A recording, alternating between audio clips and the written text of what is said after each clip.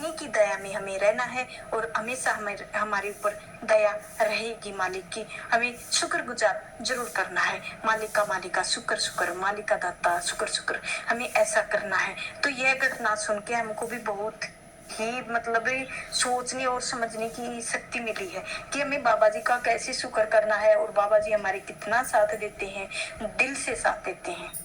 तो आगे बात करते हैं। गांव श्री कृष्ण नाम पंडित का रहता था। तो रामकृष्ण ने का हृदय दुनिया में कोई नहीं था और इसीलिए रामकृष्ण धन संपत्ति जोड़ने की कोई चिंता भी नहीं थी। 2 समय का खाना और रामकृष्ण को आसानी से मिल जाता था। पंडित रामकृष्ण के जीवन इसी तरह चल रहा था। घर एक दिन रामकृष्ण ने सोचने लगा, तभी मैं लोगों को घर जाकर पूजा पाठ करके अपना गुजारा कर लेता हूँ और लेकिन मेरी उम्र ज्यादा हो जाएगी तो पूजा पाठ करने में नहीं जाऊंगा, तब मेरा क्या होगा? कोई अपना तो नहीं है, बुढ़ापे में मेरा सहारा बन सके, इसीलिए मुझे बुढ़ापे के लिए कुछ ना कुछ सोचना पड़ेगा, तो मेरा बुढ़ापा बहुत खराब होगा। ऐसा सोचकर रामकृष्ण राज सुबह खोलकर निकल जाता है। घर जाकर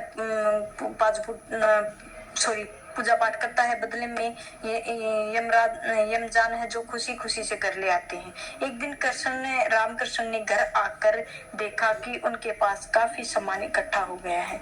उसने सोचा कि इसमें से कुछ अनाज अपने लिए रख लेता हूँ और बाकी बचा हुआ अनाज बाजार में जाकर बेच देता हूँ। उसने जो ऊपर मिलेगा वह संभाल के रख लूंगा ताकि मेरा बुढ़ापा आसानी से गुजर जाए। तो इस तरह हमें जो रामकृष्ण ने अपनी अच्छे तरह से चलने लगा और काफी महीने बीत गए। रामकृष्ण के पास बहुत सारे पैसे इकट्ठे हुए। पंडित रोज गांव में जाता और लोगों के घर में पूजा पाठ करता और दक्षिणा जो भी मिलती, रुपए मिलते, पैसे मिलते, अनाज मिलता, वह घर ले आता और जितना अनाज उसे चाहिए होता वह रख लेता और बाकी बचा हुआ अनाज बाजार में बेच देता। एक दिन एक आदमी रामकृष्ण के पास आया और प्रणाम करके बोला, आप पास के गांव में सेठ करोड़मल ने मुझे आपके पास भेजा है। कहा है कि सेठ करोड़मल ने आपको याद किया है। पंडित रामकृष्ण ने उसकी बात सुनकर पूछा, क्या सेठ जी को मुझसे कुछ काम है? उस आदमी ने कहा, हाँ पंडित जी, सेठ जी ने एक नया मकान खरीदा है, उस मकान में पूजा करवानी है। पंडित रामकृष्ण ने उसकी बात सुनकर कहा, ठीक है, तुम सेठ जी को जाकर कह देना कि कल मैं जरूर आऊंगा। उसके बाद वह आदमी वहां से चला गया। अगले दिन सुबह सुबह पंडित रामकृष्ण सेठ के यहाँ चला गया और चलते चलते पंडित दूसरे गांव में पहुंच गए। तभी रास्ते में किसी पंडित को आवाज लगाई कि पंडित जी ने मुड़कर देखा, एक बूढ़ा आदमी उसे बुला रहा है। पंडित ने उस बूढ़े आदमी के पास पहुंचा और पूछा, कहिए बाबा जी, क्या काम है? मैं आपका क्या काम आ सकता हूँ? बूढ़े आदमी ने कहा, पंडित जी, मेरे पास एक घोड़ी थी, वह मृत्यु हो गई, कुछ दिन पहले ही हो गई। उसे बहुत प्यार करता था और उसकी बहुत ही सेवा करता था और उसके जाने के बाद मुझे अजीब अजीब सपने आते हैं, इसलिए सोच रहा हूँ घर में पूजा करवा लूं। पंडित ने उसकी बात सुनकर कहा, बाबा जी, यह तो बहुत अच्छी बात है, फिर तो पंडित जी आप ही पूजा कर दीजिए। पंडित जी रामकृष्ण ने उसकी बात सुनकर कहा, इसमें कौन सी बड़ी बात है, बाबा पूजा पाठ करवाने में मेरा काम करेगा। पंडित ने कहा, बाबा आप पूजा करवाने के लिए सामग्री ले आना। तो पंडित ने बात सुनकर बूढ़े आदमी से कहा, लेकिन पंडित जी, एक गरीब आदमी था और मेरा इस दुनिया में कोई नहीं है, मेरा खर्चा कौन उठाएगा, इसीलिए मैं अपना ज्यादा दान दक्षिणा नहीं दे सकता हूँ। पंडित रामकृष्ण ने उसकी बात सुनकर कहा, बाबा जी आप दक्षिणा की चिंता मत कीजिए, आप तो प्यार भरा मुझे दक्षिणा से दोगे, वो मैं रख लूंगा। इतना सुनकर बूढ़े आदमी ने जल्दी से पूजा पाठ सामग्री को इकट्ठा कर लिया और पंडित रामकृष्ण बूढ़े आदमी के घर पूजा पाठ किया। कुछ समय के बाद पूजा पाठ समाप्त हुआ और फिर पंडित रामकृष्ण ने कहा, बाबा जी, मैंने पूरी विधि विधान से पूजा कर दी है, अब मुझे जाने की इजाजत दो, क्योंकि अभी मुझे पूजा करवाने के लिए इसी गांव से सेठ करोड़मल के घर जाना है, इसीलिए मैं देर नहीं करना चाहता हूँ, क्योंकि मेरा गांव यहाँ से दूर है। सेठ के यहाँ पूजा करवाना रात होना से पहले मेरे को घर पहुंचना है। बूढ़े आदमी ने उसकी बात सुनकर कहा, पंडित जी, मैं आपको कुछ दक्षिणा देना चाहता हूँ, तो इसीलिए मेरे साथ बाहर चलिए। फिर पंडित रामकृष्ण ने बूढ़े बाबा को बाहर आते हुए बूढ़े बाबा ने कहा, कि पंडित जी, मेरे पास दक्षिणा देने के लिए रुपए, पैसे, अनाज, चांदी, सोना कुछ भी नहीं है, लेकिन मैं आपको यह घोड़ी का बच्चा दक्षिणा दे रहा हूँ। उसी घोड़ी का बच्चा जो कुछ दिन पहले मर गई थी। कृपया आप इस बच्चे को स्वीकार कीजिए। पंडित ने उसकी बात सुनकर कहा, बाबा जी, मैं इस बच्चे का क्या करूंगा?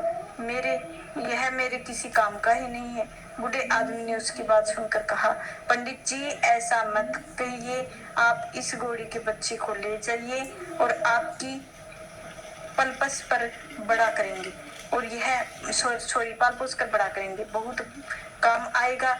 और कमजोर बूढ़ा और उम्र बच्चे की देखभाल नहीं कर सकता हूँ, इसीलिए मैं आपको इस बूढ़े रहम कीजिए, कृपया करके दक्षिणा के रूप में बच्चे को लीजिए। बूढ़े के बार बार प्रार्थना करने पर रामकृष्ण ने बातें मान गया और उसने सोचने लगा कि मैं घर में अकेला रहता हूँ, यह घोड़ी का बच्चा घर में रहेगा तो मेरा अकेलापन भी दूर हो जाएगा। वैसे भी वो बच्चा मुझे कौन सी धनी संपत्ति मांगेगा, थोड़ी बहुत चने और घास फूस ही तो खाएगा, इसको मैं ले चलूंगा।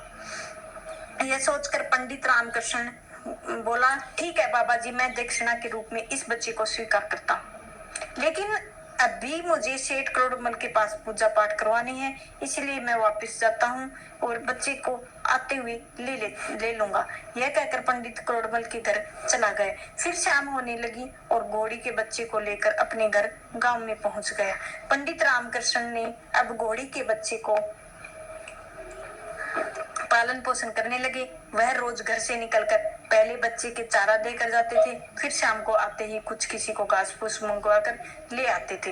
वैसे ही गांव में घास फूस की कोई कमी नहीं होती थी। घोड़ी का बच्चा घास फूस और चने खाता था और इसी तरह पंडित रामकृष्ण के साथ साथ उस बच्चे को भी खाने में कोई दिक्कत नहीं थी। इसी तरह समय बीतता गया और कुछ सालों बाद छोटा सा घोड़ी का बच्चा एक जवान घोड़ा बन गया। उस जैसा ताकतवर घोड़ा आसपास के किसी गांव में नहीं था। गांव के लोग उसी घोड़े को देखते ही आपस में बातें करते थे कि कहते थे कि पंडित के घोड़े जैसा घोड़ा तो हमने आज तक नहीं देखा है। पंडित जी ने उसे घोड़े को अपने बेटे की तरह रखते हैं। इसी तरह पंडित रामकृष्ण के घोड़े को खबर गांव में साहूकार तक पहुंचा दी। साहूकार ने नौकर ने उसको कहा, साहूकार जी, पंडित रामकृष्ण के घोड़े जैसा घोड़ा अपनी जिंदगी में कभी नहीं देखा।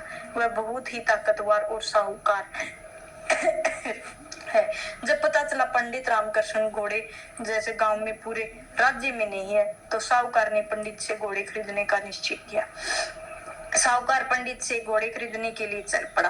पंडित ने घर पहुंचकर उससे कहा, रामकृष्ण जी, मुझे आपका घोड़ा खरीदना है, इसीलिए मैं आपकी मुंह मांगी कीमत दूंगा। पंडित ने साहूकार से बात सुनकर कहा, साहूकार जी, मैं जानता हूँ आपके पास पैसों की कोई कमी नहीं है, लेकिन इस घोड़े को अपने बेटे की तरह मैं मानता हूँ। कोई भी पिता अपने बेटे को नहीं बेचता है। मेरा बेटा बिकाऊ नहीं है। साहूकार ने फिर से कहा कि आप एक बार फिर सोच लीजिए। पंडित ने साहूकार जी से, प्यार से कोई कीमत नहीं होती है, यह थोड़े मेरे बेटे जैसा है, इसीलिए मैं इसको कीमत आपको नहीं बताऊंगा। साहूकार ने बात सुनकर मन ही मन में बहुत क्रोधित हुआ। मन ही मन में जलता हुआ वहां से वापस चला गया। घर आकर सोचने लगा, पंडित रामकृष्ण, अगर यह घोड़े मेरे पास नहीं आया होता तो मैं तुम्हारे पास भी नहीं रहने देता, क्योंकि साहूकार पंडित रामकृष्ण ने उसका घोड़ा छीनने की योजना बनाने लगा। और फिर अगले दिन कुछ सोचकर वह राजा के पास गया और उनको कहा कि महाराज, आपके पास चाहे कितने भी घोड़े हों, मेरे गांव में एक पंडित का है ताकतवर घोड़ा है, और ऐसा घोड़ा आपके जीवन में नहीं देखा होगा। अगर वह घोड़ा आपके अस्तबल में आ जाए तो आपको, राजा साहूकार की बात सुनकर, ऐसी बात तो घोड़े हमारे अस्तबल में ही होगा। इसके बाद राजा ने अपने सैनिकों को हुक्म दिया, पंडित रामकृष्ण के सामने पेश किया जाए। राजा ने का हुक्म पाकर सैनिक पंडित अपने रामकृष्ण को लेने चले गए और उनसे कहा, राजा दरबार में बुलाया है, इसीलिए आप जल्दी से हमारे साथ चलिए। और पंडित रामकृष्ण सोचने लगा कि राजा को तो उससे क्या काम होगा। फिर उसने सोचा, शायद राजा मुझसे कोई पूजा पाठ करवाना होगा। यह सोचकर पंडित रामकृष्ण सैनिकों के साथ राजा के पास चले गए। राजा ने पंडित को देखकर, पंडित जी, हमने सुना है आपके पास एक सुंदर सा ताकतवर घोड़ा है, मैं चाहता हूँ कि मुझे बेच दे, आप मुझे उसकी कीमत बताओ, उसने बदले में सिक्कों से तोल दूंगा। पंडित ने राजा की यह बात सुनकर कहा, मैंने अपने घोड़े का पालन पोषण अपने बच्चे की तरह किया है, मैं उससे प्यार करता हूँ, इसीलिए मैं किसी की कीमत उस पर बेच नहीं सकता हूँ। राजा ने उसकी बात सुनकर गुस्से से कहा, तुम शायद भूल रहे हो कि तुम किसकी बात कर रहे हो। फिर राजा ने सैनिकों को आदेश दिया, जाओ पंडित रामकृष्ण के घोड़े को लेकर आओ, अस्तबल में बांध दो। पंडित रामकृष्ण राजा की बात सुनकर रोने लगा और कहने लगा, महाराज आप ऐसा मत करें, और वह घोड़े मेरे बेटे के समान है, अनर्थ मत कीजिए। पंडित ने रामकृष्ण को एक ना सुनी और रामकृष्ण के घोड़े को लेने के लिए चले गए। कुछ देर बाद सैनिक घोड़े को लेकर आए तो अस्तबल में बंद कर दिया। राजा घोड़े को देखने के लिए अस्तबल में गया तो वह इतने सुंदर और ताकतवर घोड़े को देखकर बहुत हैरान रह गया। उसने एक ऐसा सुंदर घोड़ा जीवन में पहली बार देखा था, कभी नहीं देखा था, बस वो ही पहली बार देखा था। घोड़े का ख्याल रखने के लिए कह दिया और यह कहकर राजा वहां से चले गए। अगले दिन नौकरों ने घोड़े को खाने के लिए चने और हरी घास दी, लेकिन घोड़े से कुछ नहीं खाया गया। घोड़े ने खाना पीना सब कुछ छोड़ दिया। उधर रामकृष्ण जी घोड़े को याद करके रोता रहता था। नौकरों ने घोड़े को खिलाने पिलाने की कोशिश की, लेकिन उसका प्रयास कामयाब नहीं हुआ। वह आपस में कहने लगे, जब यह घोड़ा यहाँ से आया था तो उसने कुछ भी नहीं खाया पिया लगता था, लेकिन महाराज ने बताया कि बड़ी परेशानी हो गई। यह सोचकर नौकरों और राजा को बताया कि महाराज हमने बड़ी कोशिश की, लेकिन घोड़े ने कुछ भी नहीं खाया, और इस घोड़े को आए हुए 4 दिन हो गए हैं, लेकिन अभी तक उसने कुछ भी नहीं खाया पिया है। यह सुनकर वह सोच में पड़ गया। आखिर वह एक घोड़ा एक जानवर है, लेकिन फिर भी अपने मालिक से इतना प्यार करता है। मालिक को याद करके उसने कुछ नहीं खाया पिया। यह सोचकर उसने सैनिकों से कहा, मुझे ऐसा लग रहा है कि घोड़ा अपने मालिक से बहुत प्यार करता है, इसीलिए मालिक को याद में खाना पीना छोड़ दिया है। जाओ घोड़े को उसके मालिक के पास छोड़ाओ। राजा कहने पर सैनिकों ने घोड़े को पंडित के कृष्ण के घर के पास ले गए और जाकर एक सैनिक ने पंडित रामकृष्ण से कहा, महाराज जी आपका घोड़ा वापस कर दिया है। तो साथ में ही महाराज जी यह कहा कि जितना प्यार आप उस घोड़े से करते हो, उतना ही प्यार यह घोड़ा आपसे भी करता है। इससे आपसे अलग होकर 4 दिन हो गए, कुछ भी नहीं खाया है, इसीलिए इसका ख्याल आप ही रखेंगे, और आपका ही यह बेटा है, और आपने ही बेटा समझा है, और बेटा ये भी आपको ही पिता समझ रहे हैं, इसीलिए इसने खाना पीना छोड़ दिया है। तो आप ही इनके पिता हैं, और आप ही इनका, यही आपका बेटा है, आप ही इनकी सेवा करें। आपके लिए बहुत ही अच्छा बेटा दिया है मालिक ने, आप ही सेवा करें। तो ऐसी ही बात चलती रही, और वह मन मन में रो तो पहले ही जाता, क्योंकि उसका मन दुखी हो रखा था घोड़े के बिना। जब घोड़ा आया तो उसका प्यार और ज्यादा छलक उठा, क्योंकि दूर रहने के बाद इतनी मन में उछलन हो गई कि मैं कब मिलूं मेरे घोड़े से, और कब मिलूं, ताकि मेरे घोड़े को मैं अच्छे से प्यार दे सकूं।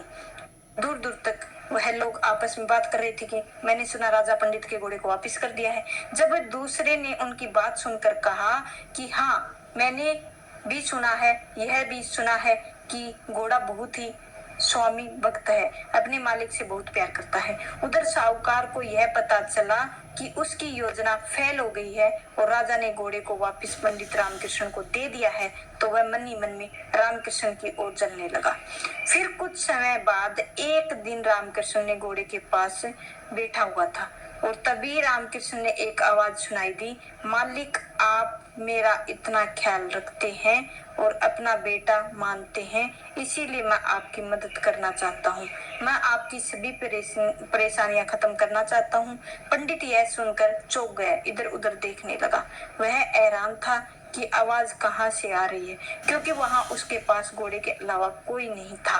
तभी उसने देखा कि यह आवाज घोड़े के मुंह से आ रही है। घोड़े ने पंडित रामकृष्ण से कहा, मालिक, मैं कोई आम घोड़ा नहीं हूँ, इसीलिए इंसानों की तरह मैं भी बात कर सकता हूँ, लेकिन मेरी आवाज सिर्फ आपको ही सुन सकते हो। पंडित ने श्री कृष्ण से यह सुनकर बहुत हैरान हुआ। उसने घोड़े से कहा, आखिर तुम कौन हो? जब घोड़े ने बोला, मालिक, सही समय आने पर मैं बता दूंगा मैं कौन हूँ। तब घोड़े ने रामकृष्ण से कहा, मालिक, मैं आपकी परेशानियों को खत्म करने के लिए उपाय बताता हूँ, आप वही करना जो आपको बता रहा हूँ। मेरे उपाय में आपके जीवन में कुछ भी नहीं करना पड़ेगा। इस तरह घोड़े ने पंडित जी को उपाय बताया। पंडित ने घोड़े को उपाय सुनकर बहुत खुश हो गया। बोला, उपाय में तो तुम्हारी बहुत अच्छा है, लेकिन उन्हें ऐसा ना हो कि उल्टा हो जाए, मैं फंस जाऊं। तब घोड़े ने कहा, मालिक, आप चिंता मत करो, आप मुझ पर विश्वास रखो। तब पंडित ने कहा, ठीक है, तुम्हारे कहने पर मैं यह जरूर करूंगा। अगले ही दिन पंडित रामकृष्ण साहूकार के पास गया और जाकर उसने कहा, साहूकार जी, मैं सोच रहा हूँ कि एक घोड़ा आपसे खरीद लूं, क्योंकि मेरे पास पहले भी एक घोड़ा है। एक घोड़ा आपसे खरीद लूंगा, मेरे पास 2 घोड़े हो जाएंगे और मेरी गाड़ी के काम में भी आ जाएंगे, दोनों मेरे बहुत काम आएंगे। साहूकार ने उसकी बात सुनकर कहा, यह तो बहुत अच्छी बात है, मेरे पास एक से बढ़कर एक ताकतवर घोड़ा है। साहूकार की बात सुनकर रामकृष्ण बोला, जैसे भी मालिक, लेकिन मेरे घोड़े जैसा ताकतवर घोड़ा किसी के पास नहीं है। मेरा घोड़ा तो इतना शक्तिशाली है कि 10 घोड़ों की गाड़ियां अकेला खींच सकता है। साहूकार ने उसकी यह बात सुनकर कहा, मानता हूँ कि मैं तुम्हारा घोड़ा ताकतवर है, मानता हूँ, लेकिन तुम जो कह रहे हो वो नहीं हो सकता है। एक घोड़ा कभी भी 10 गाड़ियों को अकेला नहीं खींच सकता है। और मैं कहता हूँ कि खींचना तो दूर की बात है, वह गाड़ियों को हिला भी नहीं सकता है। इसीलिए रामकृष्ण ने इतना घमंड मत करो। और साहूकार की बात सुनकर पंडित रामकृष्ण ने कहा, अगर आपके विश्वास नहीं है तो आप शर्त लगा लो।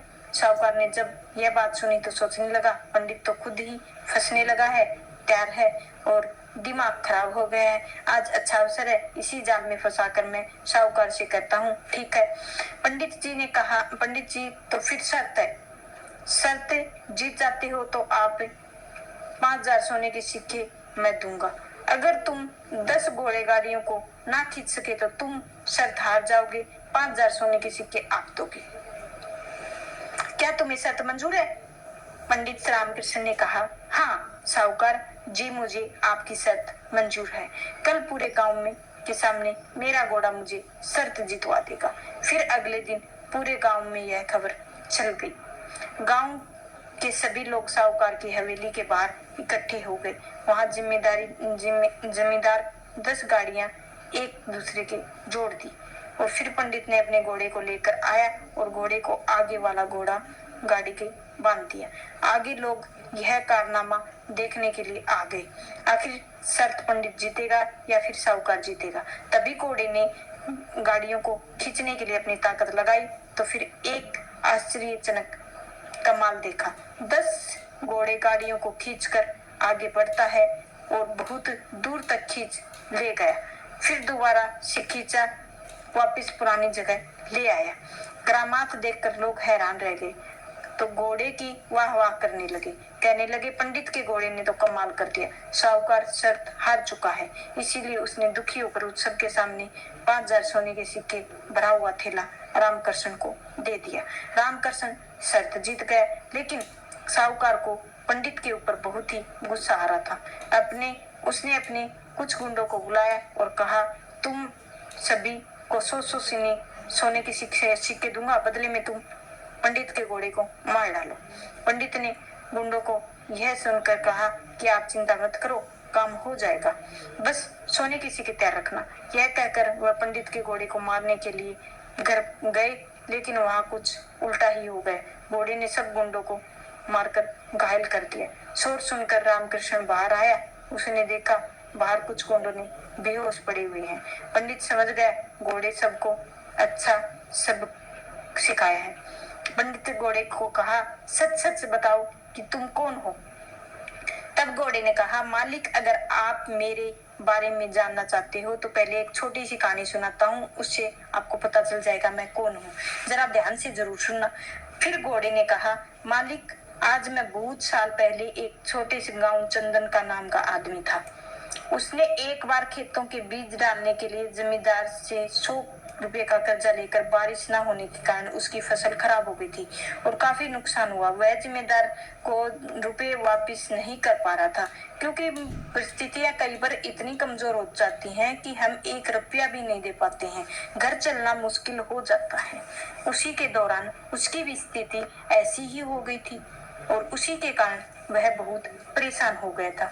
मन ही मन में मालिक अदा करें, मालिक शुक्रिया करता था कि मालिक शुक्र करो कि 10 दिन समय है मेरे पास और तुमने मेरे पास पैसे नहीं दिए, कि तुम्हारे लिए अच्छा नहीं होगा। चंदन ने जिम्मेदार को आगे हाथ जोड़े और कहा, मालिक मुझे कुछ दिन और समय दे दो, जल्दी मैं आके पैसे वापस कर दूंगा।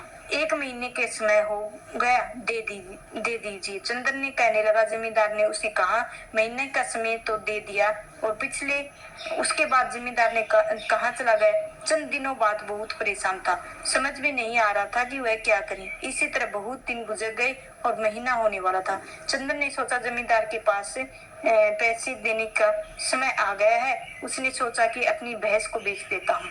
यह सोचकर वह भैंस को लेकर आया, अपने पड़ोसी के पास गया। उसने पड़ोसी से कहा, मेरे पास ज्यादा पैसे नहीं है, इसीलिए तुम इस भैंस को 5,000 ले लो, बाकी 5,000 मैं तुम्हें धीरे धीरे चुका दूंगा। चंदन ने उसकी बात सुनकर, लेकिन भैया मुझे पैसों की जरूरत है, इसीलिए मैं अपनी भैंस बेच रहा हूँ।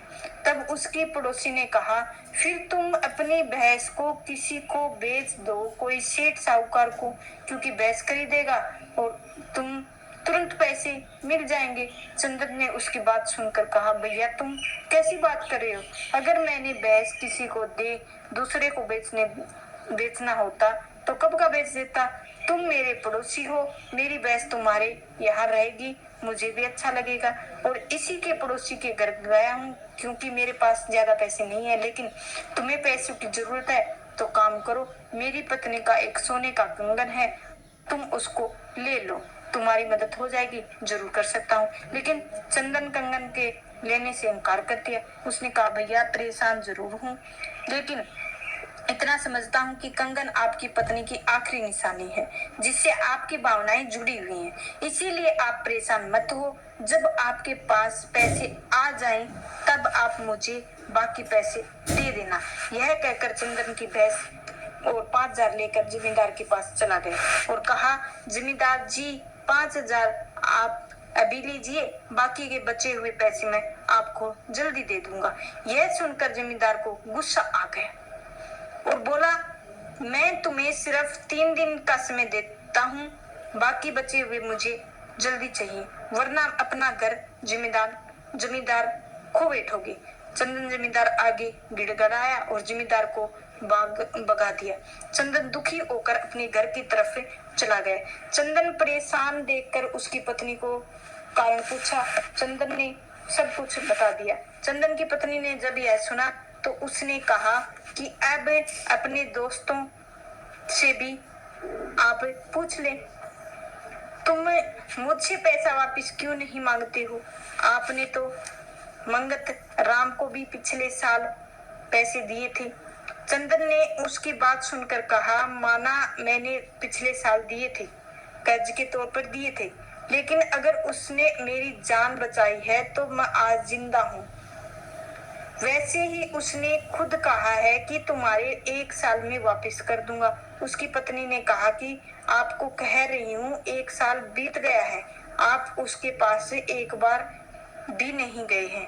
चंदन ने कहा, लेकिन जब उसकी पत्नी बोली, लेकिन कुछ नहीं, अगर एक मित्र दूसरे मित्र के काम नहीं आया तो वह कैसा मित्र है? चंदन अपनी पत्नी से बात मानकर मंगत राम के पास मिलने चला गया, दोस्त के घर। उसे आवाज लगाई। कुछ देर बाद घर में मालिक बाहर आया। उसने पूछा, तुम कौन हो, किससे मिलना है? चंदन ने उसकी बात सुनकर कहा, मेरे दोस्त मंगत राम से मिलने आया हूँ, क्या वह घर में नहीं है?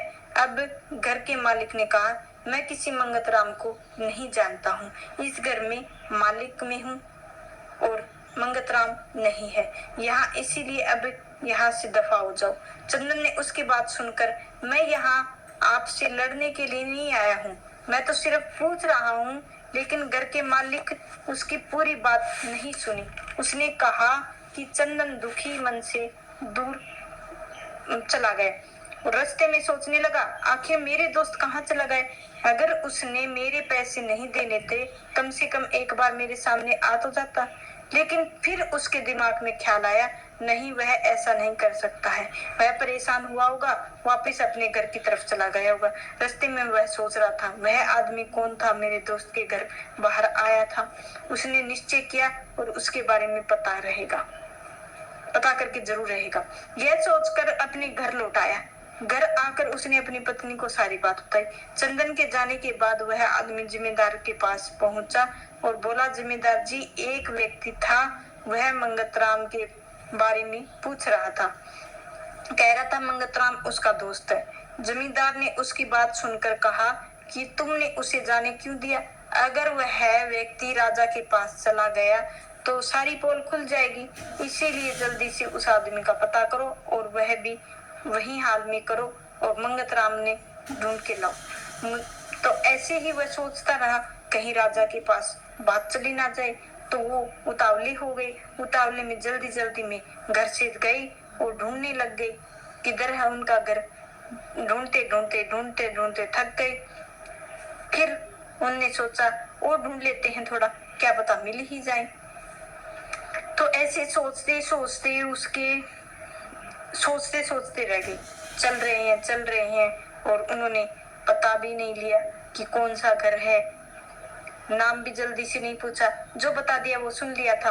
जमींदार उसे देखकर पूछा, क्या पैसों का इंतजाम हो गया। जमींदार भी आ गए। चंदन ने कहा, माफ कीजिएगा जमींदार जी, अभी पैसों का इंतजाम नहीं हुआ है, लेकिन आपसे एक जरूरी बात करनी है। तब चंदन ने कहा, जमींदार जी, मैंने पिछले साल अपने एक दोस्त को पैसे दिए थे। वह पास के गांव का था, उसका नाम मंगतराम था। मैं कल उसके पास गया था, लेकिन उसके घर में कोई नहीं था। कोई और था। वह बहुत ही अजीब व्यक्ति था। कुछ तो गड़बड़ जरूर है। मुझे यह बात राजा को बतानी चाहिए। जमींदार ने यह बात सुनकर कहा, तुम मंगतराम के दोस्त हो। यह सुनकर उसने अपने नौकर को आदेश दिया कि इसको पकड़कर मार डालो। नौकर ने वैसा ही किया। मारने के बाद उसकी लाश जमीन में दफना दिया।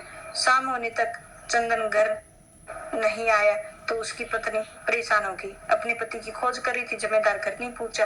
जमींदार ने उसे देखा, अपने आदमियों से कहा, पकड़ लो और इसे इसके पत्नी के पास भेज दो। तो चंदन की पत्नी को भी मरवा डालो। पंडित रामकृष्ण ने यह कहानी सुन रहा था। वह बीच में बोला, मुझे ऐसा क्यों लग रहा है कि मेरा इस कहानी में कोई संबंध है। मुझे ऐसा लग रहा है कि इस कहानी की बातें कुछ ऐसी हैं जिसका संबंध मेरे जीवन से। घोड़े ने पंडित से सुनकर कहा, मालिक, आप ठीक कह रहे हो। यह हादसा आपके हाथ मेरे साथ हो चुका है और अब पूरी कहानी सुनिए। मंगतराम ने इस दुनिया को कोई नहीं था और इसीलिए वह अकेला रहता था।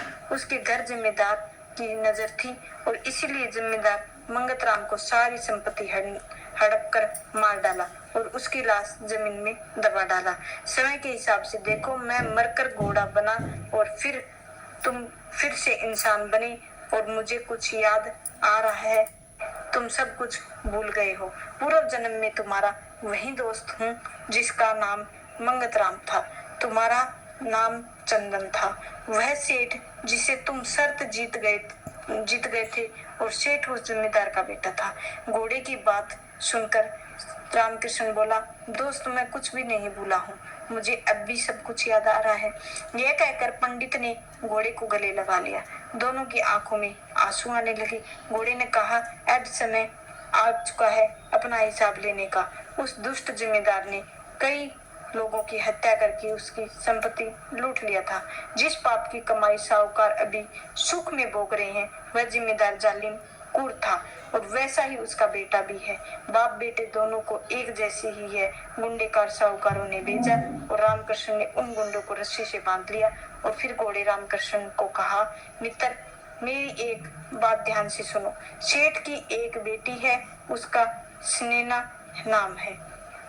उसका जन्म जरूर हुआ है बुरे लोगों में, लेकिन वह बहुत अच्छी है। वह बहुत भली और दूसरों के दुख को दर्द को समझने वाली है। इसमें अच्छे गुण हैं और तुम उसके पास जाकर सारी बात बताओ जो बातें मैंने तुम्हें बताई हैं। हालांकि उसका इस बात में कोई लेना देना नहीं है, लेकिन तुम बताना कि तुम्हारे दादा और तुम्हारे पिता ने बहुत सारे लोगों को हत्या की है और उनकी लाशों की बगीचे दफना दिए हैं। तो यह सारी बातें उसे राजा ने बतानी होंगी, लेकिन ध्यान रखना तुम सेठ के सामने बिल्कुल मत जाना। अगर तुम इस समय उनके सामने चले गए तो तुम्हें भी मारने की कोशिश करेगा।